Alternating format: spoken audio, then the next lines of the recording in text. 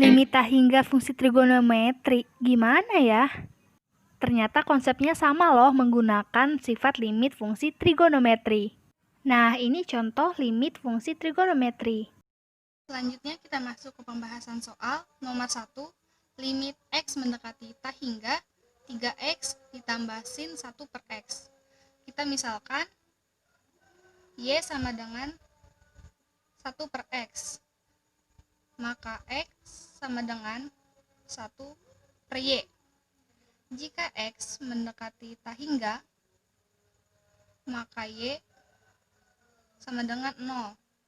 Lalu kita substitusikan menjadi limit ini diganti menjadi Y sama dengan 0. Lalu 3, X-nya juga kita ganti menjadi 1 per Y ditambah sin. Nah, karena ini 1 per X, maka 1 per 1 per Y. Berarti sama dengan Y. Berarti plus sin Y. Lalu, karena Y sama dengan 0, langsung saja kita substitusi menjadi 3 per 0 ditambah sin 0. 3 dibagi 0 sama dengan tak hingga, sin 0 adalah 0, maka tak hingga ditambah 0 sama dengan tak hingga. Selanjutnya nomor 2, yaitu limit X mendekati tak hingga ditambah cos 4 per X. Maka sama seperti nomor 1, kita misalkan Y sama dengan 1 per X, maka X sama dengan 1 per Y. Lalu jika X mendekati tak hingga, maka Y sama dengan 0. Seperti yang nomor 1 juga, kita substitusikan menjadi limit diganti jadi Y sama dengan 0, 2 ditambah cos. Nah, ini kan 4 per X, berarti sama aja 4 per 1 per Y. Berarti sama dengan 4Y. Jadi plus cos 4Y. Lalu tinggal kita substitusi seperti biasa. 2 ditambah cos 4 dikali 0 sama dengan 2 ditambah cos 4 dikali 0 adalah 0.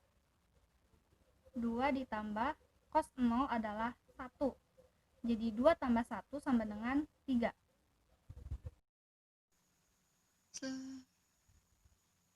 Selanjutnya nomor 3, yaitu limit X mendekati tak hingga sin 1 per X min 4pi per 3.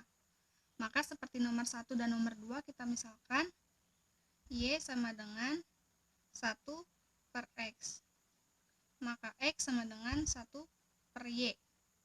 Nah, kalau misalnya X mendekati tak hingga, maka Y sama dengan 0. Seperti biasa kita substitusikan menjadi limit Y sama dengan 0, lalu sin 1 per X itu sama dengan Y, maka kita ganti menjadi Y 4. 4 dikali pi, pi itu 180, berarti 4 dikali 180 bagi 3 sama dengan 720 dibagi 3, yaitu 240. Berarti Y min 240. Lalu tinggal kita kalikan menjadi sin Y min sin 240. Atau bisa jadi menjadi sin 0 min 240. Lalu tinggal kita kalikan, jadinya 0 dikurangi 240 adalah sin min 240. Nah, sesuai dengan rumus sinus, bila sin min A itu sama dengan min sin A. Jadi kita tulis menjadi min sin 240. Nah, 240 ini terdapat di kuadran ketiga, maka menjadi min sin 180 derajat ditambah 60 derajat. Ini bisa kita turunkan menjadi min kurung min sin 60. Nah, sin 60 itu adalah setengah akar 3, maka min setengah akar 3. Karena min kali min sama dengan plus, maka hasilnya setengah akar 3. Selanjutnya kita ke soal nomor 4. Nah, soal nomor 4 ini lumayan susah dari yang sebelum-sebelumnya, yaitu limit Y mendekati tak hingga akar 6Y cos 3 per akar Y sin 5 per akar Y. Nah, jadi kita balik, misalkan X sama dengan 1 per akar Y. Nah, lalu jika akar Y sama dengan 1 per X. Nah, jika Y mendekati tak hingga, maka X-nya itu mendekati 0. Maka kita substitusikan menjadi limit X mendekati 0. Lalu, akar 6Y itu bisa diubah seperti ini. Akar 6Y. Y-nya itu kan sama dengan 1 per X. Berarti sama saja akar 6 dikali 1 per X. Berarti bisa kita ubah menjadi akar 6 per X. Jadi akar 6 per X. Cos. Nah, jika 3 per akar Y, Y-nya ini kan 1 per X. Maka 3 dikali 1 per X sama dengan itu 3X. Jadi cos 3X. Lalu sin.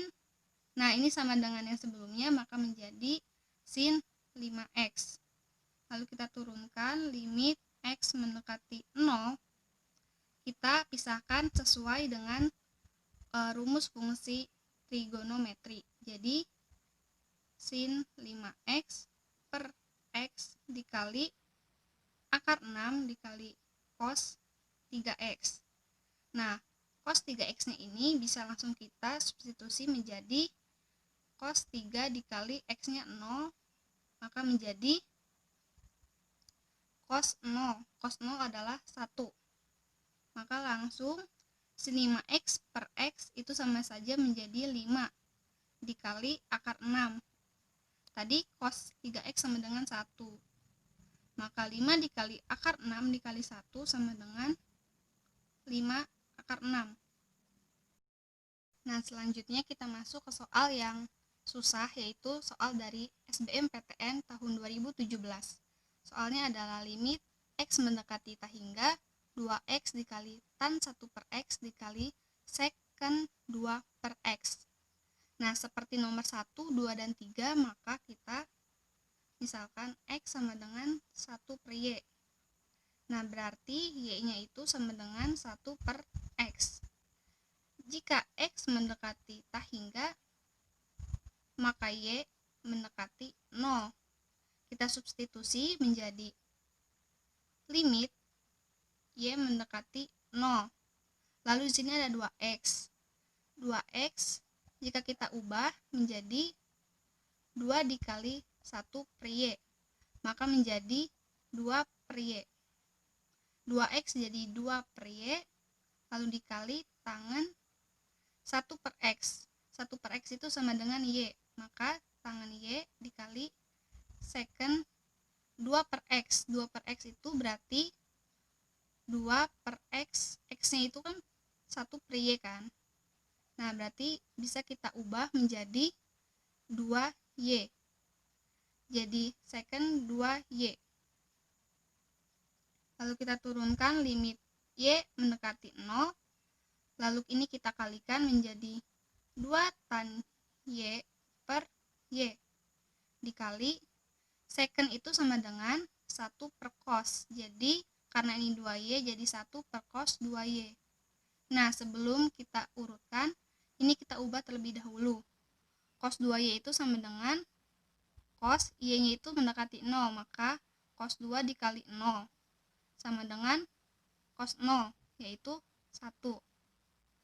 Maka langsung saja kita hitung 2 tan Y per Y. Berarti 2 dikali tan Y per Y yaitu 1. Lalu ini 1 per 1 sama dengan 1. Maka 2 dikali 1 dikali 1 sama dengan 2.